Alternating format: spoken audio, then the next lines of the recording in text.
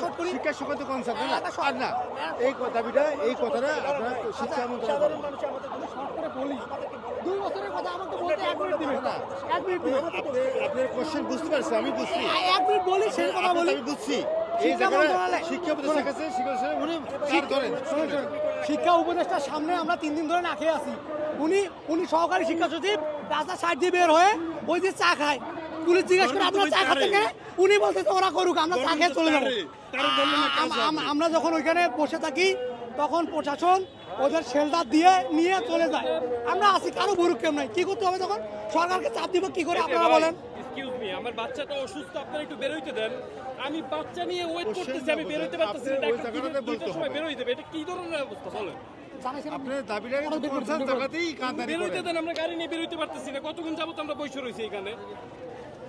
আবার বাচ্চা কি হয়েছে অসুস্থ আমার বাচ্চা আমি নিয়ে যাবো এই যে আমার পিজিতে নিয়ে যাবো আপনি বন্ধ করে রাখছেন ওইখানে একটা অ্যাম্বুলেন্স বন্ধ আছে কি বলছেন বন্ধ আছে তো ওইখানে দেখেন অ্যাম্বুলেন্স এই যে আমরা প্রেসক্রিপশন নিয়ে দাঁড়াইছি আমি 1 ঘন্টা যাবত এখানে আমাদের তো জানাইতে হবে জানেন অ্যাম্বুলেন্স ছেড়ে দাও অ্যাম্বুলেন্স ছেড়ে তো দাও মানুষ মারবে যা শুরু করছেন মানুষ মেরে ফেলবে অ্যাম্বুলেন্স তো আমরা ছেড়ে দিচ্ছি আপনারা মানুষ মারবেন যা শুরু করছেন অ্যাম্বুলেন্স ছেড়ে দাও অ্যাম্বুলেন্স ছেড়ে দাও করতে পারবেন আচ্ছা আচ্ছা অ্যাম্বুলেন্স ইমার্জেন্সি রোগী হলে ছেড়ে দেন অ্যাম্বুলেন্স তো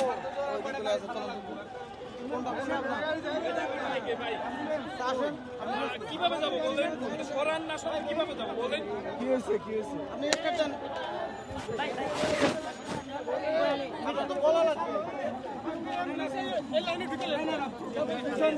পিছন দিয়ে খালি আছে যে পিছন দিয়ে ঘুরবো পিছনে হাজার হাজার গাড়ি আছে পিছন দিকে ওইটা খালি আছে খালি থাকলে বাইর করে দাও তাহলে তো হয় যখন দেখছো খালি আছে তখন বাইর করে দাও খালি আছে আচ্ছা বাইর করে দাও পিছন দিয়ে বাইর করে দাও তাহলে তো হয় তোমরা তো সব তো তোমাকে অধিকার আর পাবলিকের কোনো অধিকার নাই